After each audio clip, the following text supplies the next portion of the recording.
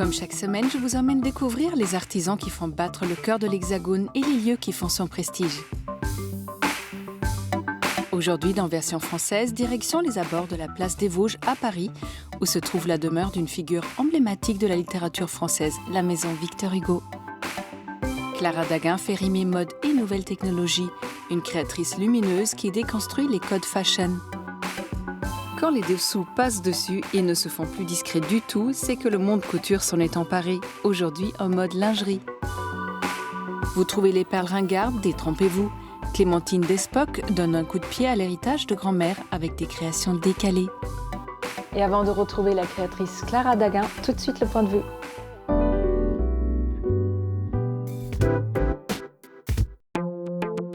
En 1899, l'artiste Camille Claudel essuie une vilaine rupture avec le sculpteur Rodin. Loin de se laisser abattre, elle signe l'imposant bronze L'âge mûr, représentant un homme tiraillé entre deux femmes. Vous l'aurez deviné, l'homme en question est bien l'ex de Camille, Rodin. Et les deux femmes, eh bien, celle qu'on nomme l'implorante qui essaye de rattraper son amour, c'est elle. Et la vilaine vieille dame décharnée de l'autre côté serre le portrait d'une rivale. Drôle de manière de régler ses comptes. Ah, l'île de beauté, elle ne porte pas ce nom pour rien, et cet ouvrage nous le fait bien savoir. Ici, c'est bonnes adresses only, et pas question de se retrouver sur la plage avec tous les Parisiens en exil, mais bien de découvrir la Corse des vrais Corses. Corse Petit Atlas hédoniste s'impose comme un véritable guide qui vous emmènera en voyage au fil des pages à travers des photos artistiques et un graphisme épuré. Si jamais vous ne saviez pas où partir cet été, si on vous dit Édicule Guimard, vous répondez entrée de métro. Et oui, derrière ce nom étrange se cachent les emblématiques accès du métro parisien. En 1899, la compagnie de chemin de fer organise un concours de réalisation d'édicules. N'arrivant pas à se mettre d'accord avec la ville de Paris sur le gagnant, l'architecte Guimard, qui n'a même pas concouru, est présenté. Et bingo, il fait l'unanimité. Elles sont devenues depuis un véritable emblème pour la ville.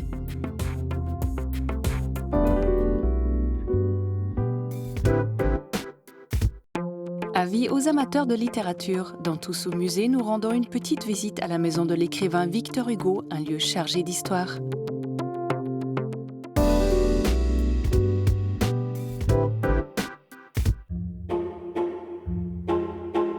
Victor Hugo est déjà très célèbre quand il s'installe ici, place Royale, l'ancien nom de la place des Vosges. Le public, quand il vient voir quelque chose qui s'appelle Maison de Victor Hugo, veut avoir le sentiment de rentrer dans l'intimité de Victor Hugo, de visiter un vrai appartement. Chaque fois qu'on a pu intégrer un objet original, on l'a fait. Depuis 1902, le deuxième étage du 6 Place des Vosges à Paris raconte la vie de son plus célèbre locataire, Victor Hugo. L'auteur des Misérables ou de Notre-Dame de Paris a vécu ici entre 1832 et 1848. L'entrée de l'appartement rend aujourd'hui hommage à son œuvre immense à travers des peintures et sculptures qui l'illustrent. Et ce n'est pas tout. Ici, les tableaux ont beaucoup de choses à raconter. Derrière moi se trouve un portrait de Victor Hugo et son fils Victor, qui est peint en 1836, donc ici même, et qui est un tableau intéressant par les éléments de décor qu'on peut voir autour. Il était difficile de reconstituer à l'identique un appartement de Victor Hugo, mais on s'en est un peu inspiré justement pour les tentures, les rideaux, et donner cette atmosphère un peu très, très riche des intérieurs du 19e siècle.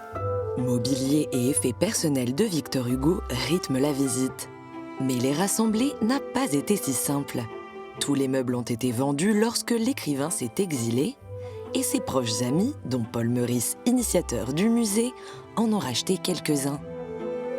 Théophile Gautier, dans un article qu'il consacre à la vente, regrette justement cette dispersion.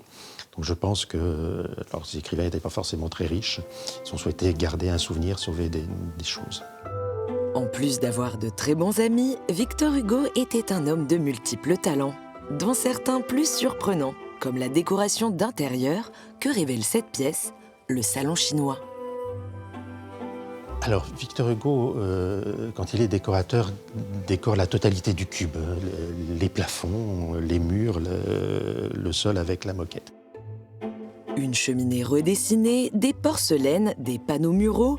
Ici, la plupart des objets étaient destinés à Juliette Drouet, la femme de sa vie extra-conjugale. Et si Victor Hugo laisse souvent ses initiales derrière lui, ce n'est pas forcément par narcissisme. Le V et le H, ça fait partie du dialogue amoureux qu'il a avec Juliette à travers le décor. C'est une passion qu'ils ont en commun. C'est une façon de marquer dans le décor leur vie de couple, parce qu'ils vivent proches l'un de l'autre, mais pas ensemble. Victor Hugo, auteur, décorateur et même designer. Autre pièce, autre talent, dans la salle à manger. C'est son goût pour le mobilier revisité qui s'y expose. Victor Hugo achète des meubles d'origine diverse. Et quand cela arrive chez lui, il fait tout démonter et tout réassembler par ses menuisiers pour avoir des meubles à sa fantaisie, dont il fait lui-même le dessin, parce qu'il aime ces meubles très architecturés, avec des creux, des vides, où il peut aussi incruster des éléments. Et il s'amuse beaucoup de ses créations, avec un esprit de contradiction et son humour particulier. Et dans son bureau vert, à la mode de l'époque, entre les tableaux et bustes à l'effigie d'un Victor Hugo au sommet de sa gloire et de son âge, se trouve son bureau d'écriture, rehaussé par ses soins.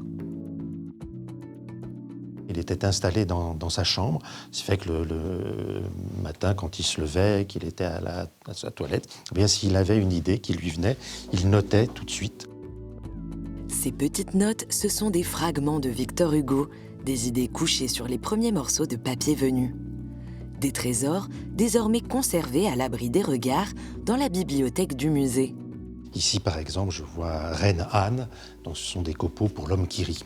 Sur une feuille de papier qui a été utilisée seulement dans un sens, vous voyez, avec des notes, plusieurs directions, et puis une mention à brûler, mais heureusement, qui n'a pas été exécutée.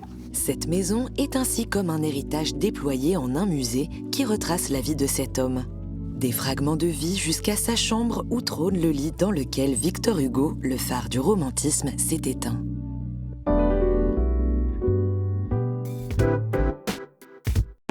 Qu'elles réagissent à la température, au mouvement ou au son, les pièces de Clara Daguin nous montrent que mode et innovation font bon ménage.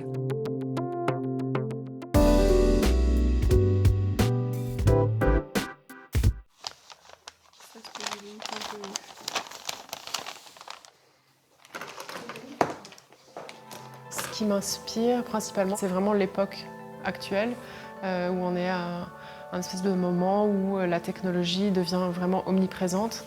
On en a besoin et en même temps on en a un peu peur, et c'est tout ça vraiment que je trouve très intéressant entre l'humain et la technologie. Des silhouettes qui s'illuminent, des corps qui réfléchissent, les créations de Clara Daguin sont visionnaires. Repérée en 2016 au Festival de Hyères, la jeune créatrice défie l'univers du textile par ses collections innovantes, mêlant haute couture, recherche technologique et témoignages artistiques. Pour la pièce Atome, qui est une pièce qui réagit au son, toute la broderie est en forme d'ondes sonores. Même les perles sont brodées de façon à faire des ondes et des ondulations. Donc il y a une idée comme ça visuelle qui traverse tout du concept jusqu'au plus fin détail en fait. Démonstration en musique.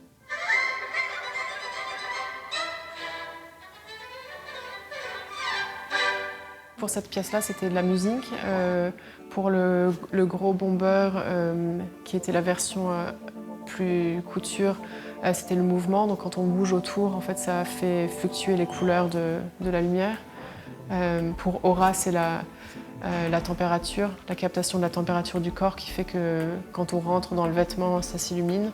Donc le rapport au corps est très important puisque c'est un vêtement, c'est la seconde peau, c'est la phase avant que la technologie arrive dans le corps, elle est sur le corps.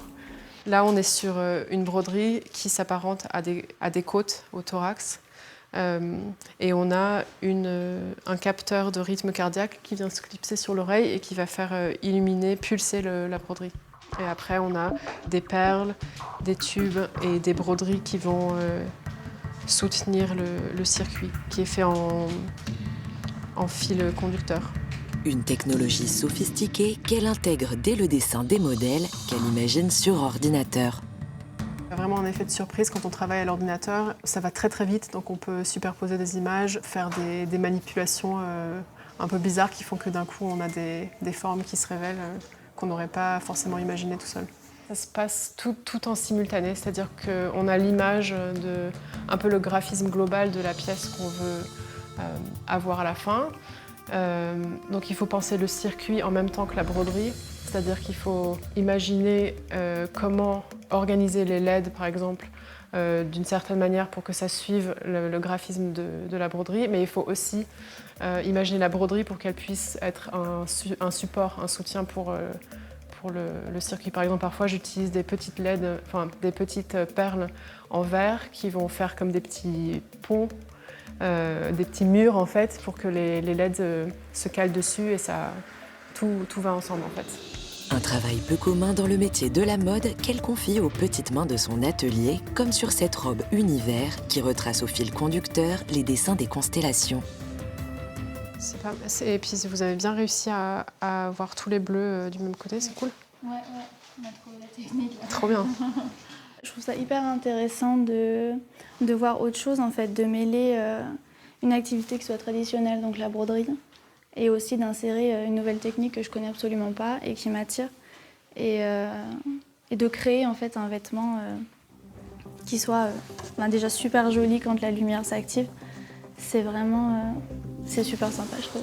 De vraies œuvres d'art expérimentales et interactives que Clara aime aussi décliner en version prêt-à-porter. Ça, c'était le tout premier bomber avec cette idée d'autoroute. Donc, on avait un peu les traces de marque sur le bitume, par exemple, dessinées ici en plissé. Je trouve que c'est important d'avoir une déclinaison que les gens peuvent s'approprier. Pour faire partie aussi de l'univers et pas que ça soit juste des pièces très artistiques auxquelles on n'a pas accès du tout. Quel que soit le modèle, les vêtements de Clara nous parlent toujours d'avenir et de lumière.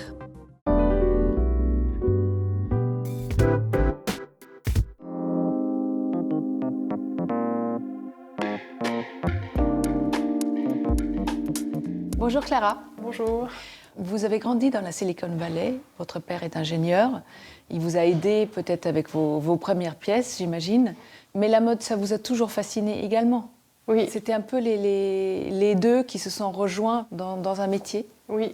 Au départ, j'ai fait plutôt des études plus larges, j'ai fait du graphisme, je faisais des sites internet aussi, et j'avais expérimenté tout ce qui était photo, gravure, plein de choses, la peinture et tout ça. Toujours avec la mode et le vêtement un peu en arrière-plan, parce que j'avais une grand-mère qui était couturière et puis elle m'apprenait à faire des patronages et tout ça. Et en fait, quand je suis arrivée à Paris, après un périple en Inde et après avoir fini mes études aux États-Unis, je me suis rendu compte que la mode, ça pouvait être aussi un vecteur de création, de communication d'une idée. J'ai découvert Margiela, j'ai découvert Chalayan, tous ces créateurs en fait, qui utilisent la mode vraiment pour exprimer quelque chose. Et c'est là où j'ai commencé à intégrer ce côté plus technologique de ce que j'avais fait dans les sites internet, dans le vêtement. Votre mode est connectée, bien sûr, mais pas connectée vers l'extérieur comme nous, on peut l'entendre, mais c'est plutôt une fenêtre sur l'intime, sur l'intérieur. Comment on pourrait la décrire ? Exactement comme ça. L'idée, c'est pas d'avoir un capteur qui va recevoir des données et qui va les envoyer sur un serveur pour, pour avoir des datas, entre guillemets, ou ce genre de choses. C'est plus, oui, pour exprimer quelque chose. Par exemple, un capteur de rythme cardiaque peut exprimer ce qu'on ressent visuellement vers l'extérieur. Un capteur qui va capter, par exemple, le son d'extérieur va immerser la personne qui porte le vêtement dans son environnement. Vous créez avec vos créations un pont entre la machine et l'humain, à une époque où l'intelligence artificielle n'est plus du tout un projet futuriste. C'est quelque chose de nécessaire à votre avis ? Oui, parce que sinon on sert à quoi en fait en tant qu'humain ? Si tout peut être fait par des machines, je trouve que par exemple dans mon travail, l'utilisation de la main et tout ce qui est savoir-faire artisanal, etc. est hyper important parce que ça permet déjà d'intégrer des choses qui ne sont pas vraiment intégrables. Il n'y a pas de machine qui existe forcément pour faire des choses aussi minutieuses. Et l'irrégularité parfois de la main crée de l'émotion plus que quelque chose qui est très carré, très statique. Alors, vous êtes tournée vers la haute couture. Parfois, vos vêtements nécessitent plus de 600 heures de broderie. Comment ces vêtements s'intègrent au quotidien ? Comment sont-elles portables ? Alors pas forcément portables au quotidien, justement, c'est plus des pièces qui vont être comme des objets spéculatifs. Ce sont des pièces d'art, des œuvres d'art pour vous? On pourrait les apparenter, oui, à des pièces d'art qui sont d'ailleurs exposées parfois dans des galeries, dans des musées. C'est quelque chose qui va être porté pour un événement ou pour, je sais pas, un clip vidéo ou quelque chose comme ça, qui va être plus artistique que quelque chose du quotidien. Ce qui est étonnant dans vos créations, c'est que la beauté, l'esthétique reste quelque chose de très, très important. Ah oui, c'est la chose la plus importante. Si c'est pas beau, ça sert à rien. Ça sert à rien, je trouve. Les technologies sont hyper poussées, avec des interactions super et tout ça, mais en fait, je trouve que quand ça reste trop dans le visuel, dans l'imaginaire un peu robotique et futuriste, justement, ça fait gadget. Alors que quand on ramène quelque chose de plus artistique, de plus fluide et abstrait, tout d'un coup, on a une confrontation qui est intéressante et là, ça devient beau. Vos vêtements décryptent notre époque, en quelque sorte. Comment était-elle, notre époque? Elle est bizarre. C'est une époque un peu entre deux où peut-être que dans 100 ans, on sera un peu des cyborgs ou on sera des mélanges d'humains et de machines. Et là, on avance un peu à tâtons. On a tous le téléphone portable collé à la main, mais peut-être que, je sais pas, plus tard, on aura tout dans la tête, je sais pas. Et comment votre mode, elle évolue dans tout ça? Elle intègre justement des technologies tout en gardant à l'esprit ce qu'est l'humain et qu'il faut pas perdre aussi ce côté humain. Merci Clara. Merci beaucoup.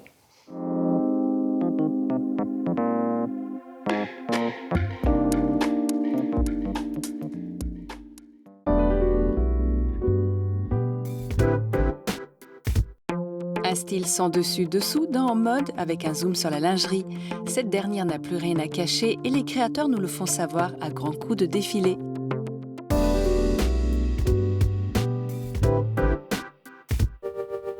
Est-elle provocante, sexy, libératrice ou contraignante? Faut-il la cacher ou la normaliser? Quand la lingerie se montre, les débats font rage. On touche aux politiques de l'intime, chargées de symboles et d'enjeux d'émancipation, mais aussi à l'obsession de l'homme pour la sculpture du corps. Dès le Moyen-Âge, les ancêtres de nos dessous ont pour fonction de transformer l'apparence. Corps à baleine, pourpoint, crinoline et faux cul modèlent la silhouette et contraignent le corps, souvent jusqu'à l'évanouissement. Ce n'est qu'à l'aube du XXe siècle que des créateurs comme Paul Poiret ou Madeleine Vionnet défendent une ligne naturelle. Depuis, la mode ne cesse de réinventer la lingerie qui, de dessous caché, devient un vêtement à part entière, comme on le voit chez Roc. On pense aussi bien sûr à Jean-Paul Gaultier et son corset mythique, à Christian Lacroix ou à Vivienne Westwood. Chez Chanel, Virginie Viard le traite comme un haut, simplement porté sous une veste et embelli de parures. Chez Dior, Maria Grazia Chiuri s'est faite spécialiste du genre. Fidèle à la ligne du New Look, créée par Christian Dior en 1947 et qui imite le corset, elle s'inspire de ces lignes, joue sur la transparence pour suggérer une allure fluide et délicate. Plus que jamais célébrés, les sous-vêtements ont même leur propre défilé chez Victoria's Secret ou encore chez Etam, qui mêle mode, dessous et tenue de sport dans une parade géante qui respire la bonne humeur et la liberté des corps.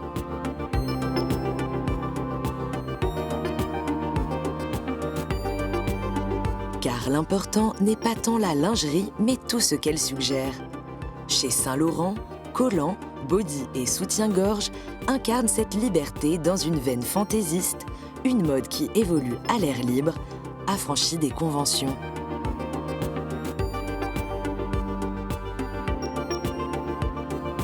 Chez Valentino, Pier Paolo Piccioli transforme la nuisette en robe. Une démonstration de poésie qui rend hommage au savoir-faire exceptionnel des ateliers de couture italiens.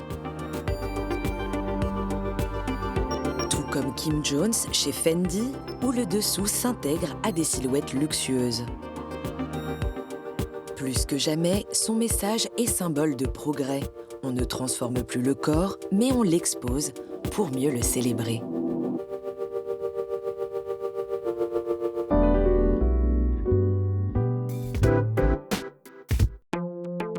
Les perles sortent de leur coquille avec la joaillière Clémentine Despoc. Elle donne à ses créations des accents rock qui mettent cette précieuse bille à l'honneur.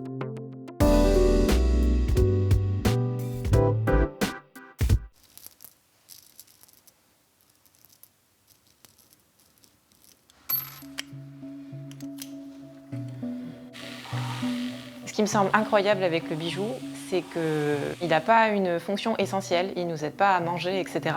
Mais en fait, on l'a inventé avant le feu. C'est-à-dire qu'à partir du moment où on a trouvé un caillou, un coquillage, une ficelle, on se l'est mis autour du cou et en fait, on a créé du bijou, quoi. J'ai vraiment travaillé un peu comme une chercheuse, c'est-à-dire j'ai des perles, je vais travailler avec, je vais les couper, je vais les brûler, je vais les poncer, on va voir ce qui se passe. Les bijoux de Clémentine Despoc, c'est un monde tout entier de poésie, un brin espiègle qui tourne autour d'une matière, la perle. Déjà, ce qui me plaît dans la perle, c'est que c'est une matière naturelle. Ça veut dire qu'on ne sait jamais réellement sur quoi on va tomber. La perle, ça a un côté très bourgeois, très grand-mère. Et finalement, suivant comment on va venir la travailler et suivant comment moi je vais apporter ma vision du bijou à la perle, ça en devient une matière aussi contemporaine. C'est-à-dire que voilà, elle va être complètement dépoussiérée, elle va devenir un peu plus rebelle. Je crée aussi une autre imagerie de la perle. Formée aux techniques traditionnelles et contemporaines de la bijouterie, mais aussi au design industriel, Clémentine Despoc bouscule les codes classiques de son matériau fétiche. Un matériau pluriel, puisque ces petites billes de nacre, nées dans les coquillages, ont bien plus d'une identité. On a la perle qui est ronde, qui est blanche, c'est plutôt celle qu'on a dans l'imaginaire collectif. Mais elle peut tout à fait être légèrement ovale, elle peut être rose, et même en termes de forme, parce qu'on s'arrête souvent sur la perle absolument ronde, mais il existe voilà, des perles qu'on va dire baroques, c'est-à-dire qu'en fait, elles ont des petits gaudrons, des petits bourrelets, et finalement, elles sont plutôt écartées des grandes enseignes, parce que pas parfaites, mais moi, ce que j'aime, c'est prendre ce qu'on appelle ses défauts pour en créer du bijou. Bien souvent, Clémentine commence son travail en bravant un interdit. Elle perce ses fragiles perles. Donc là, après avoir marqué la perle, je vais la percer. Et comme c'est une matière vivante et qu'elle craint la chaleur, je vais la tremper plusieurs fois dans l'eau pour pas qu'elle monte en chaleur. Tout en douceur, elle creuse de minuscules trous de quelques millimètres. Ah, j'ai exactement les mêmes outils qu'un dentiste, sauf que moi, je ne les désinfecte pas en fin de journée. Ces petits trous doivent ensuite accueillir des inserts bien particuliers. Clémentine les boule elle-même avec un fil d'argent et un chalumeau. C'est sa manière de repenser la relation entre le métal et la perle. Normalement, le métal dans le bijou classique avec la perle, il est simple support. Et tout d'un coup, là, il va avoir toute sa place en tant que matière. Et du coup, je vais jouer avec leur contraste, c'est-à-dire le métal, c'est dur, la perle, c'est fragile, que ce soit leur couleur, leur brillance. Et à partir de là, en jouant avec ces deux matières, je vais créer une sorte d'harmonie. Et du coup, ça va créer un bijou entre force et délicatesse. Comme dotée d'une crête, la perle se montre sous un nouveau jour audacieux. Et même lorsque le métal s'en tient à un rôle de support, Clémentine lui confère de nouvelles propriétés pour le garder au premier plan. Parfaitement lissé sous ses outils traditionnels, elle le recouvre d'une patine pour le noircir. Voilà, à la fin, on obtient ce type de pièce où l'argent est noirci et vient se mêler et s'harmoniser avec la perle qui est toute blanche. Je pense que, comme mon travail, j'ai un caractère qui est rebelle. Pendant mes études, on m'a souvent dit « Attention, la perle, c'est fragile ». On m'a toujours dit qu'il ne fallait pas la toucher. Donc c'est vrai qu'une fois les études finies, j'avais une perle en main. Je me suis dit, tiens, qu'est-ce qui se passe si tout d'un coup je la perce, je l'ouvre en deux. C'était très jouissif de se dire que je faisais tout ce qu'on m'a dit de ne pas faire pendant mes études. Clémentine Despoc a sans doute trouvé la recette pour exprimer sa vision de la perle, un art délicat, minutieux, aux petits airs subversifs.